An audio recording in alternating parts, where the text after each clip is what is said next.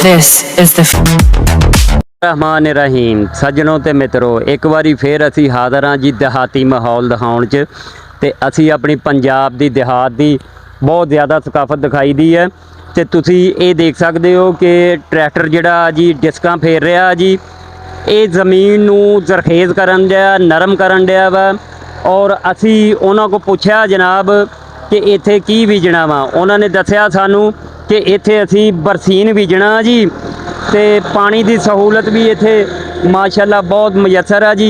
ते आ तुसी देख सकते आ बगले भी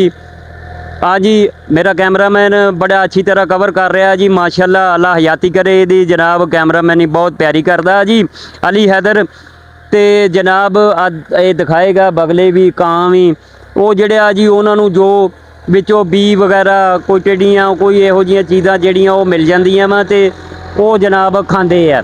ते ज़ाहिर है अल्लाह पाक ने हर बंदे दी रोज़ी जड़ी है जी वो लिखी आ खा चरिंद परिंद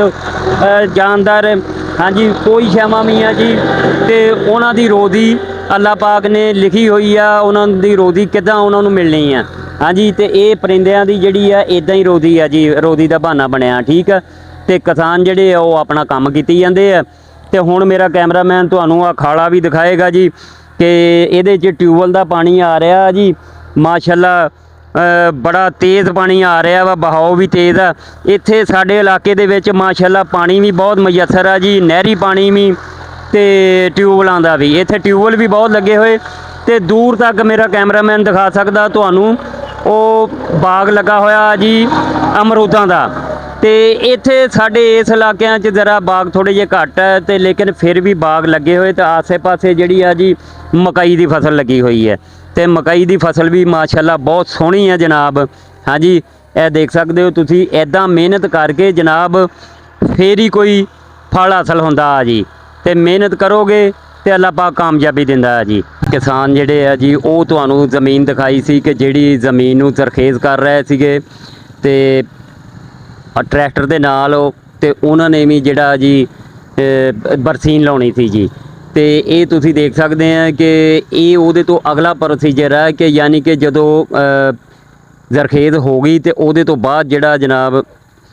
जिहड़ा जी ए प्रोसीजर आउंदा वा कि जिहड़ा कि बरसीन जिहड़ा वा किवें बीज हुंदी है जी पानी लगा हुंदा जनाब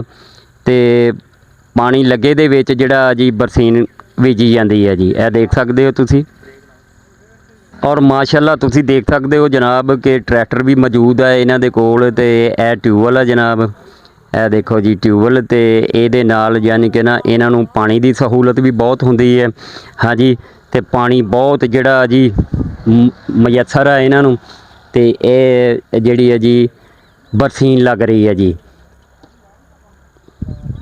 ए देख सकते हो तुसी जनाब माशाअल्लाह बड़ी मेहनत करते हैं साडे जिहड़े जी पंजाब वाले ते फिर ही कोई फल हासिल होंदा जी ते बरसीन जिहड़ी है जी जदों फिर वड्डी हो जाए तो हर माल डंगर नूं ये पट्ठे खिलाउण दे काम आउंदा वा जी ते ये देख सकते हो कि पानी दे विच जिहड़ा जी पानी लगा हुंदा वा ते उहदे विच जिहड़ा जनाब झोली इन्हां ने भरी हुंदी है बी दी ते ओह जनाब इदां ये लाउंदे आ जी ए देख सकते हो तुसी मैं भाई हुणां दे कोल पहुँच गया बिल्कुल ते ए झोली जरा दिखाओ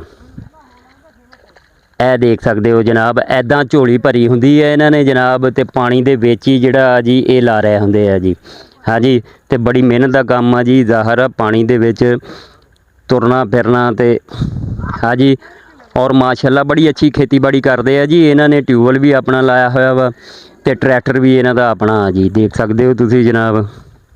बहुत अच्छी फसल है जी ये फसल जानवरां लई है जी पट्ठे पाड़े दी जिहड़ा कि उन्हां नूं पट्ठा पाड़ा बनदा जी